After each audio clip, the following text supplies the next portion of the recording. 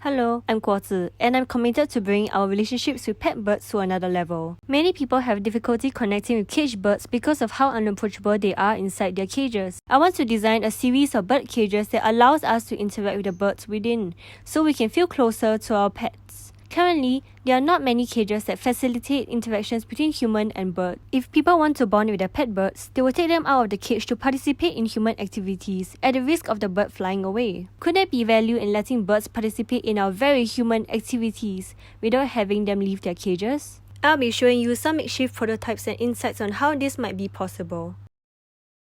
I started with the BIRDWALKER, which is supposed to give you a taste of what it might be like to go on a walk with your bird. As users felt uncomfortable pushing a bird around the floor, I decided to iterate the BIRDWALKER to be something more height appropriate and came up with the BIRDBRELLA. The BIRDBRELLA lets you take the bird out on a walk by holding it over your head in an umbrella-like enclosure. One interesting thing about BIRDBRELLA is its ability to see the underside of the bird, which is a perspective not many people are exposed to. However, users still most appreciate walking alongside the bird at eye level, just like with a person. Anyway, holding up the bird on a stick while walking might potentially be dangerous. I will iterate this concept by exploring other forms that afford better stability for holding a bird upright while on the move. Another round of user testing also revealed an unexpected side of BIRDBRELLA. People were obsessed with poking the underside where the bird stood. This was super interesting as those who were scared of birds are now confidently playing with it. The bird doesn't mind this interaction either, as they have a preference for curved fingers over flat surfaces.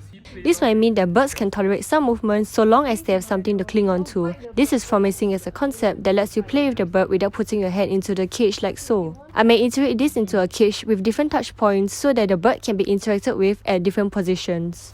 The huggable bird cage was inspired by our need to get closer to our bird. Since we can't hug our birds, this lets you experience hugging a bird like a person without hurting them. We don't normally get to see our birds up close, so when the users come face to face with the bird, they found it really heart-melting. This brings up the question if physical affection of the bird can be substituted with extreme closeness like staring eye to eye. Branching off these insights, it might be interesting to conceptualize a separate bird cage that revolves around encouraging eye contact between birds and humans in a way that feels like you are gazing at your friend. After all, birds can speak to humans with the eyelid. Not forgetting the huggable bird cage, I might iterate the hugging gesture to be more purposeful, so it is acceptable for the human to come close to the cage.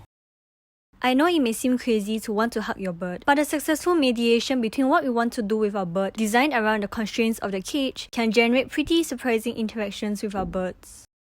So long as the human rituals serve as a starting point, the new interactions are engaging for the humans and do not force the bird to behave unnaturally, and the cage is still habitable and safe, I'll consider it a successful experiment. Aside from iterating my prototypes, I intend to expand my exploration to include other kinds of interactions, and I'll also step up my prototyping game and test with other pet birds. Thank you.